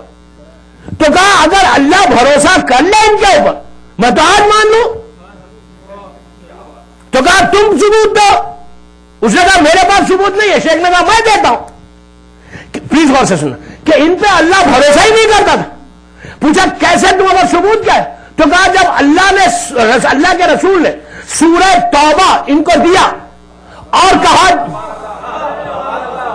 سورہ توبہ دیا اور کہا جاؤ مکے میں کافر اور مشرکین کے سامنے پڑھو، یہ لے کے چلے بڑے خوش خوش کہ خانہ کعبہ کے سامنے پڑھوں گا. اور جب چلے تو فوراً جبرائیل آ گئے. کہا کہ یہ کیا کر رہے ہیں آپ؟ اللہ کہہ رہا ہے میرے حبیب تم جاؤ یا وہ جائے جو تم میں سے ہو. تو مولا علی نے کو بلا کے کہا، اللہ کے رسول تاریخ کا مشہور ہے، ہر کتاب میں ملے گا، ایون ستہ میں یہ واقعہ موجود ہے. بلا کے کہا کہ سنو، مولا کو بلا کے کہا یا علی تم جاؤ اور جا کر سورہ لے لو. اس زمانے میں ایسا نہیں تھا کہ 25 قرآن رکھے ہوئے یہاں سے قرآن لے کے جاؤ پڑھ لو، نہیں، وہ ایک ہی سورہ تھا اور اس کو تو رٹا کے بھیجا تھا. کئی مہینوں کی محنت کے بعد تو یاد کیا. گئے مولا نے کہا بابا دے دو پیپر، جو بھی پیپر تھا. روکا روکے کہا پلیز آپ مجھے دے دیں. اس نے کہا کیوں دے دوں؟ تو کہا اللہ کے رسول کا حکم ہے. اس نے دے تو دیا. تاریخ کا عجیب جملہ ہے کہ وہ خالی ہاتھ سر جھکا کے واپس آ گئے. پوچھا بھائی تم خاموش کیوں ہو گئے؟ تو کہا یار میدان سے خالی ہاتھ پہ واپس آنا پڑا. تو کیا پہلی دفعہ آئے تھے؟ پہلی دفعہ تو نہیں آئے تھے نا، کئی مرتبہ آ چکے ہیں. پوری تاریخ اڑا کر دیکھو ان کی. تو بہرحال میرا مولا گیا اور جا کے پڑھا. یہاں پر شیخ مفید نے یہ کہا کہ جو خدا ایک سورے پہ ان پہ بھروسہ نہ کرے تو 114 سوروں پہ بھروسہ کیسے کرے گا؟ اس بندے پہ بھروسہ جب خدا کو نہیں ہے، قرآن کو نہیں ہے، تو ہم کیسا بھروسہ کریں کہ یہ ہم کو نجات دے گا؟ تو خالی اس مناظرے پہ وہ مسلمان شیعہ ہوا تھا. شیخ اس طرح ذہانت سے مناظرے کرتے تھے. اور یہ پورا واقعہ تو آپ کا سنا ہوا ہے. اصل بات مولا کو ان کو روکا مولا کو بھیجنے کا جو وجہ تھی وہ یہ تھی، اگر یہ جا کر ایک ہی سورہ تھا پڑھ لیتے تو کیا فرق پڑتا. اسی لیے بلوا لیا اللہ نے کہ اگر یہ پڑھتے تو لوگ وہاں کہتے کافر کہ اے بابا تو آج کیا روک رہا ہے، کل تک تو بھی تو یہ کرتا تھا، تیرا باپ بھی تو کرتا تھا. اصل میں ایمان ابو طالب پہ مہر لگانا تھا. ابو طالب کے ایمان پہ سٹیمپ کرنا تھا. مولا کو بھیج کے جب مولا نے اپنے ایک سرمن میں فخر کیا ہے، یہ معمولی فضیلت نہیں ہے. علی نے کہا کہ میں وہ ہوں جو کافر اور مشرکین کے سامنے سورہ توبہ کی تلاوت کی. مولا نے فخر کیا.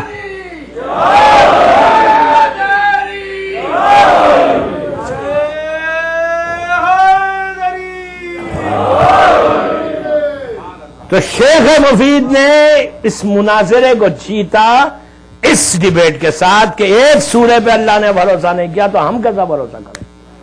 لیکن دوستو اسی شیخ کی روایت ہے، اسی شیخ سے ایک بات ہے اور کھلینی سے روایت ہے. کھلینی پہلے کے، شیخ بعد کے. شیخ 14ویں صدی کے، کھلینی 30ویں صدی کے. کل میں نے کھلینی کی روایت پڑھی تھی، آج شیخ مفید کی پڑھا کہ اگر کوئی شخص، شیخ مفید کہتے ہیں، نماز جعفر تیار پڑھے گا. یہ نماز آئی کیسا ہمارے پاس؟ یہ ہے کیا چیز؟ جعفر تیار ہے کیا یہ؟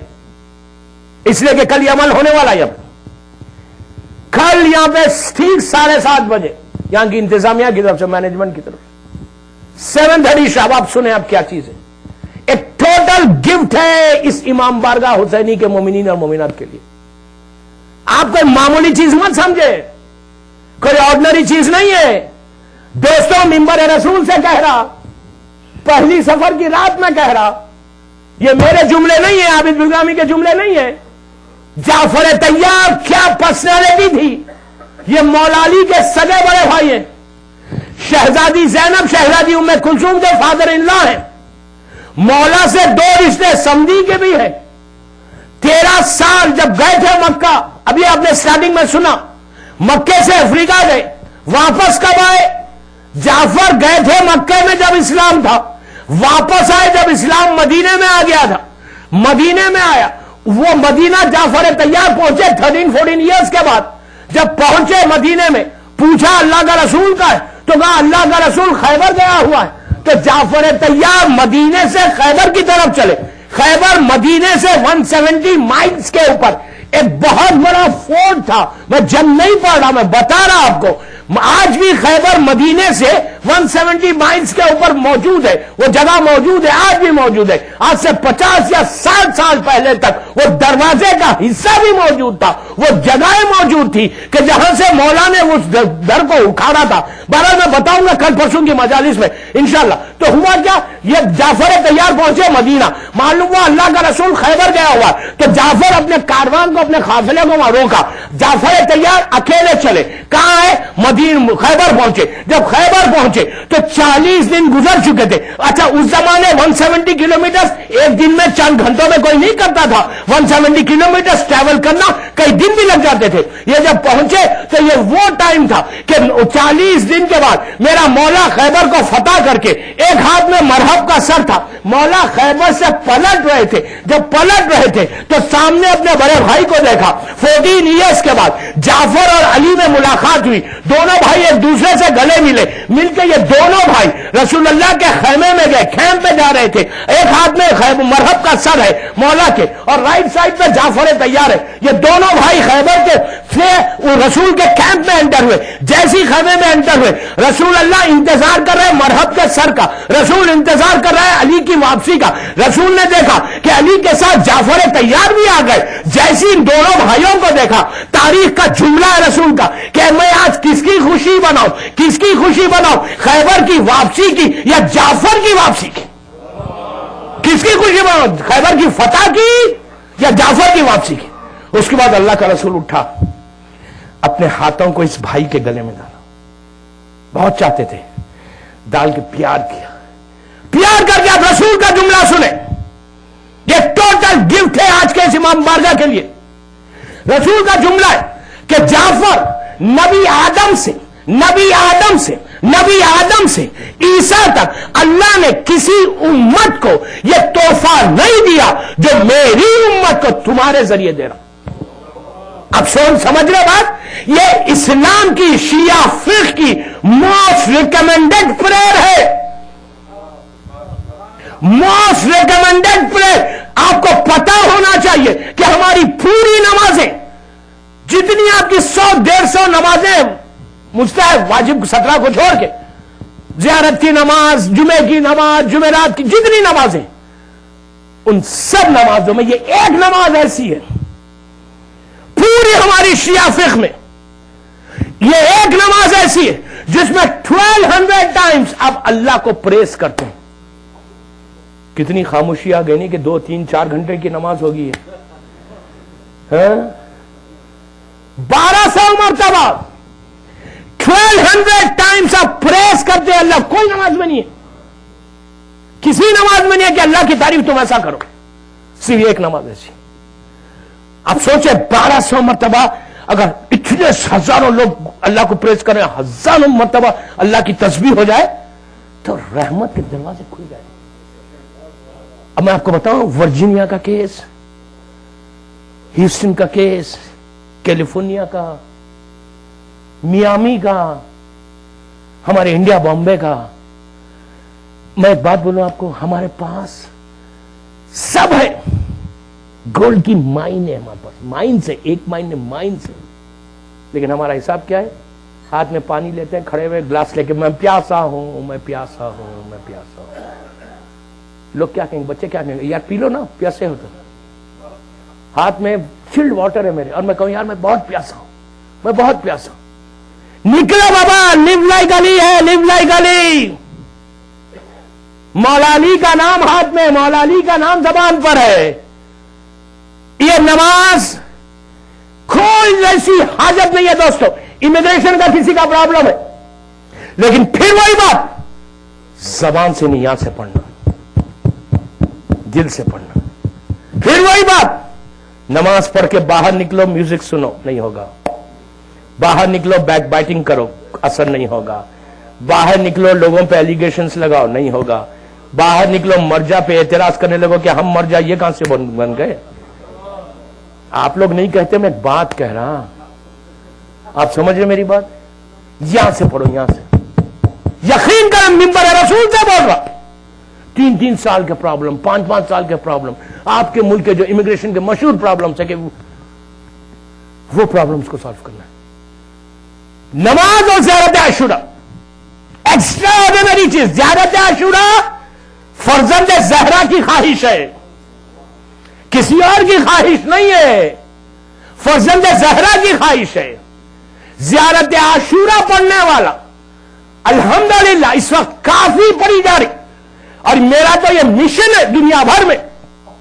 یقین کریں بامبے میں آج 11 سال سے پڑھنا ماشاءاللہ، پورا بامبے عاشورہ پڑھتا ہے ہر گھر میں. یقین کرو اس منبر سے کہہ رہا، میری مجلس لائیو جاری. بعض فیملیز نے کہا اس سال مولانا 5 سال کا بیٹا میرا پلٹ کے کہا ڈیڈ آپ عاشورہ آپ نے نہیں پڑھی. اتنی اویئرنیس آ گئی. عجیب چیز ہے دوستو، عجیب چیز ہے. بلیو می، عجیب چیز ہے. ایسے راستے کھلتے ہیں اب تصور نہیں کر سکتے. دیوار میں سے رزق ملتا ہے، اللہ کو دینا چاہے، امام کو دینا چاہے تو کوئی رکاوٹ ہے؟ کون روک سکتا؟ Who can stop him؟ تو محمد والے محمد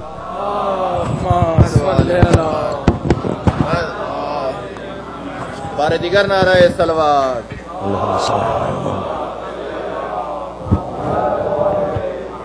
یہ ایک عجیب تحفہ ہے دوستو، یہ عجیب تحفہ ہے. کل روتے ہوئے پڑھنا ہے، دل سے پڑھنا ہے، جو حاجات ہے. میں نے کل کہا کہ لیوز کے اوپر ستاروں کے معنی، کل میں نے یہ نہیں کہا تھا ستاروں کے، آج میں نے وہ دیکھا کہ ستارے سٹارز جو ہیں. کل میں نے پانی کے خطروں کے بارے میں کہا تھا، پتوں کے بارے میں کہا تھا. ایک روایت یہ بھی ہے کہ اگر تمہاری حاجات، تمہاری وشز ستاروں کے مانند ہوں گی، سٹارز کے مانند جو کاؤنٹ لیس ہے، اتنی حاجات بھی ہے، اور تم آ کے اس نماز کے بعد عاشورہ کے بعد ہاتھوں کو بلند کر دو تو اللہ پورا کرے گا. اور ایسا نہیں ہے کہ آج کرو گے تو 1 سال کے بعد پورا کرے گا. نو، آج کرو گے تو اسی وقت کن فیکن کا معاملہ ہے. لیکن پھر وہی کہہ رہا، اس میں عہد بھی کرنا ہے، پرومس بھی کرنا ہے کہ مولا آج کے بعد ڈائلاک حسین کا جو سیکریفائس کا جو جذبہ ہے نا وہ میں کروں گا. یہ 2 دن کی مجلسیں آج ہوئی نا، 2 دن میں امام حسین کو کوئی گفٹ دینا چاہتے؟ کوئی گفٹ دینا نہیں چاہتے. بابا ایک بات بولوں، دینے میں جو مزہ ہے نا وہ لینے میں نہیں ہے. دینا کچھ، ہم بچوں سے کہہ رہا، یوتھ سے کہہ رہا، میں ان لڑکیوں سے کہہ رہا کہ اگر ہم کوئی چیز دینا نہیں چاہتے 2012 کے محرم میں، یہ غفلت سے نکلے باہر کہ مجھے ضرورت ہے. میں بڑا پائس ہوں، شکاگو کا سب سے نیک آدمی ہوں. کوئی برا نہیں مانے شکاگو کہہ رہا اس لیے کہ یہاں پڑھ رہا، میں جنرل بات کر رہا.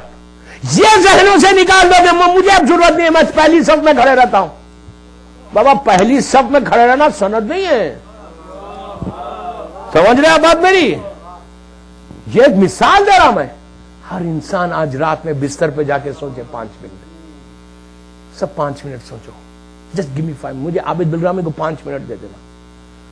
سوچو میں نے کیا پوری لائف میں نے کتنا سیکریفائس کیا اپنے مولا حسین کے لیے. میں نے کیا چھوڑا حسین کے لیے اس سال محرم میں. محرم ایک ریمائنڈر ہے، محرم ایک ریمائنڈر. تو کل یہ عمل شام 7:30 شام میں ٹھیک 7:30 بجے ہوگا انشاءاللہ بحق محمد والے. یہاں پر اس عزا خانے میں عورت مرد لڑکی لڑکا سب آئے.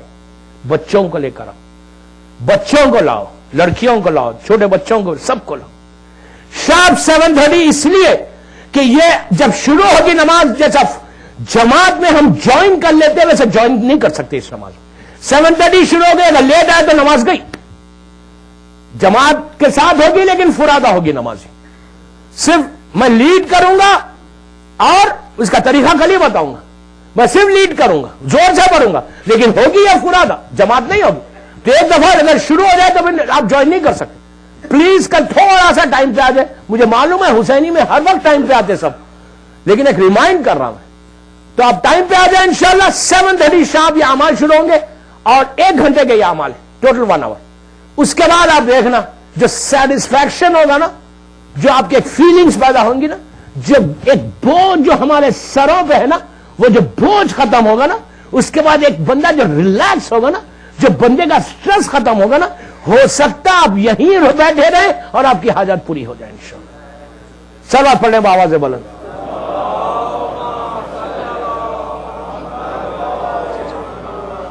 پلیز بآواز بلند پڑھ لیں صلوات۔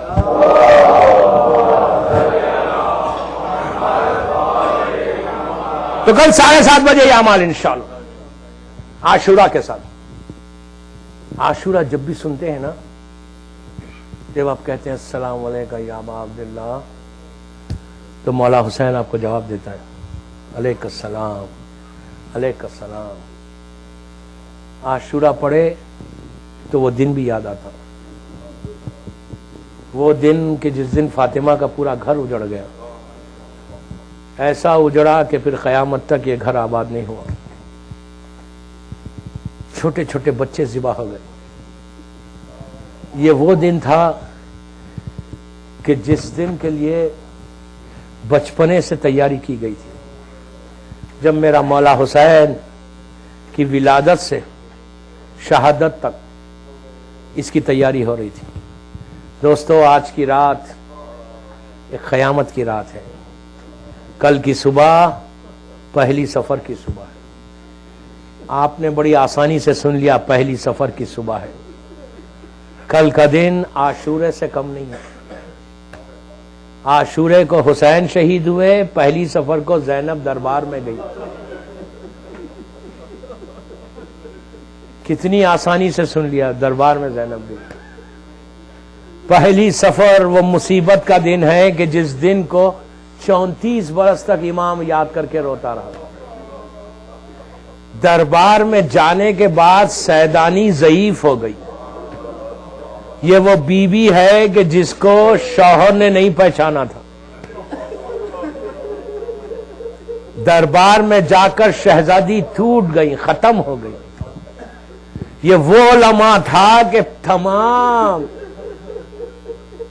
بار بار معصومین اس لمحے کو یاد کر کے روتے تھے کہ میری دادی دربار میں گئی۔ 7ویں امام کا یہ عالم کہ جب زندان میں 7ویں امام 14 برس رہے تو ایک ہی جملہ یاد کر کے روتے تھے، ہائے میری دادی زینب، ہائے میری دادی زینب، زندان میں۔ تو چاہنے والوں نے پوچھا، مولا آپ اپنی دادی کو اتنا کیوں یاد کرتے تھے؟ کہا میری دادی دربار میں بھی گئی اور زندان میں بھی گئی۔ بڑی مصیبت کا لمحہ، کل کا دن قیامت کا دن ہے، کل سب سیاہ پوش ہونا ہے، کل ہر شخص، عورت مرد، لڑکی لڑکا، کالا لباس۔ کل کا دن مسکرانے کا دن نہیں ہے، وہ دن ہے کہ جب دن میری شہزادی دربار میں چلی گئی۔ 700 کرسی نشین تو کہتے ہیں، 7000 کرسی نشین تھے۔ کل کا دن بی بی شام میں پہنچ کے دربار میں گئی۔ عزیزو، شہزادی نے حسین اور بی بی زینب بچپنے سے اس کی تیاری کر رہی تھی اس لمحے کی۔ جب حسین کا سن 4 یا 5 برس کا تھا، اللہ کا رسول کے زانو پہ حسین ہے، مدینہ ہے، ایک زانو پہ امام حسن ہے، سامنے مولا ہے اور شہزادی ہے، اور دونوں چھوٹی شہزادیاں بیٹھی ہوئی ہیں۔ اللہ کے رسول کی آنکھوں میں آنسو ہے۔ اللہ کا رسول ایک ہی جملہ کہتا، بیٹا ایک وقت آئے گا کہ تم ذبح کر دیے جاؤ گے۔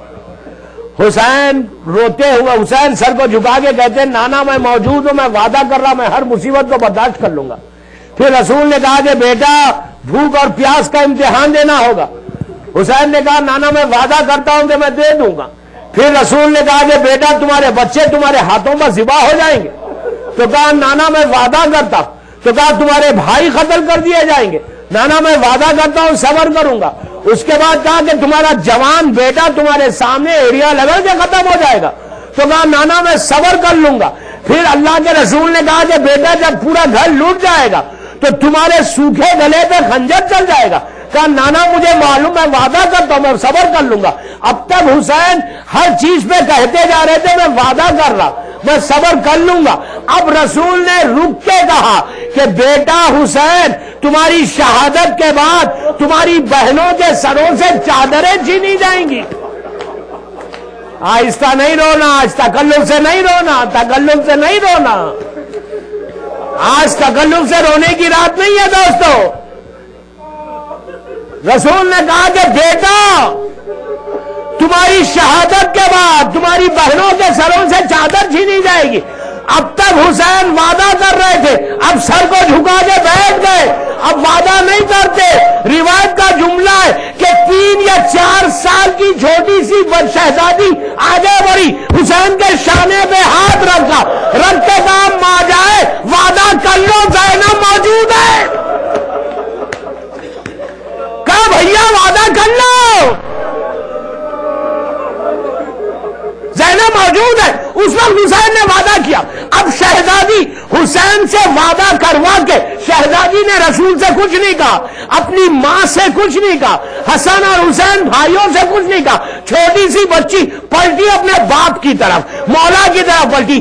بیٹی نے اپنے چھوٹے چھوٹے ہاتھوں کو باپ کے گلے میں ڈالا, ڈال کے کہا بابا آپ مجھ سے ایک وعدہ کریں. بابا علی نے روتے ہوئے کہا بیٹی کیا چاہتی؟ کہا بابا ایک وعدہ کرو, جب بھی تمہاری بیٹی تم کو پکارے مدد کو ضرور آنا.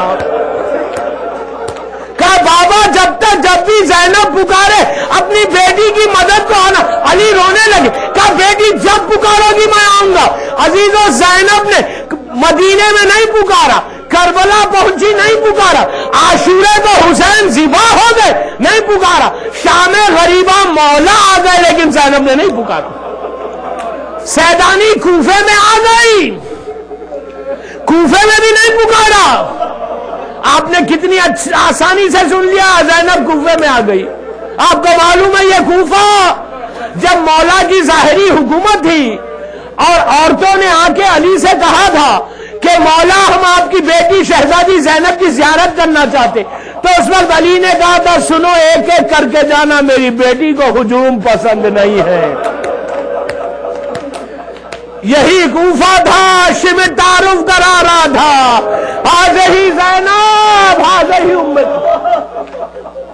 عزیزو جب مولا کی ظاہری حکومت میں علی کوفہ آئے تو امام حسن سے کہا تھا مولا نے کہ بیٹا سیدانیوں کو لے کے بعد میں آنا اور رات میں آنا.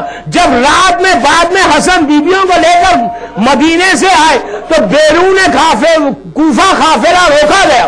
علی کو اطلاع دی گئی, رات کا وقت تھا, مولا علی خوش شہر سے باہر ہے. بی بی زینب کے عماری کے قریب آئی اور عماری کے ساتھ باپ چلنے لگا بیٹی کے.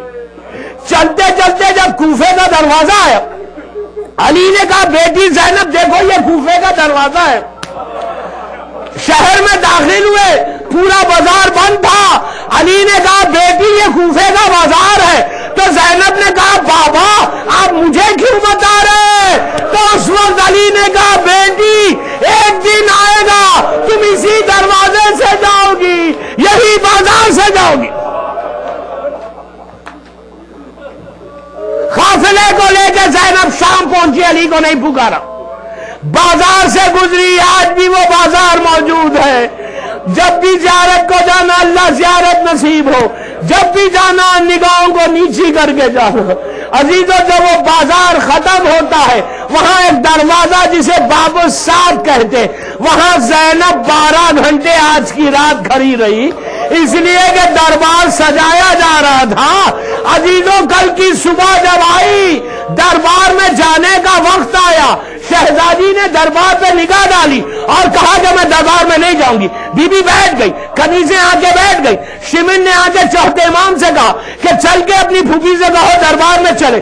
امام نے بھی آ کے یہ نہیں کہا کہ پھوپھی اماں دربار میں چلیے, بلکہ کہا پھوپھی اماں ذرا بابا کے سر کی طرف دیکھیے. اب جو زینب نے سر کو اٹھایا, حسین کی آنکھوں میں آنسو تھے. زینب تڑپ گئی, کہا بھیا زینب تمہاری آنکھوں میں آنسو نہیں دیکھ سکتی, زینب دربار میں چلی جائے گی. اس وقت شہزادی نے سیدھی جانب دیکھا, نجف کا رخ کیا, کہا بابا آپ کی بیٹی دربار میں جا رہی, بابا زینب کی مدد کرے. عزیز و شاعر کہتا ہے کہ کہہ دے کوئی علی سے یہ دارالسلام میں زینب کا داخلہ ہوا دربار عام میں.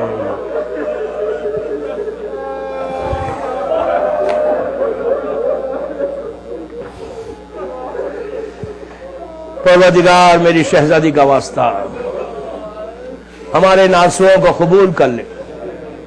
سب مل کے آمین بولیے. پروردگار میری شہزادی کا واسطہ ہماری اس مجلس کو قبول فرما لے, ہمارے پرسے کو قبول کر لے. پروردگار دنیا بھر میں جہاں جہاں آزاداری ہو رہی اس کی حفاظت فرما, ہمارے عزاخانوں کی حفاظت فرما, پرچم اسلام کو سربلند فرما, دشمنان آزاداری کو نیست و نابود کر دے. دنیا بھر میں جہاں جہاں میرے امام کے چاہنے والے ہیں ان کی جان مال عزت آبرو کی حفاظت فرما. ہم کو سعادت دے کہ ہم زیادہ سے زیادہ اپنے مظلوم کا ذکر کریں, اور جب بھی اپنے غریب امام کا ذکر کریں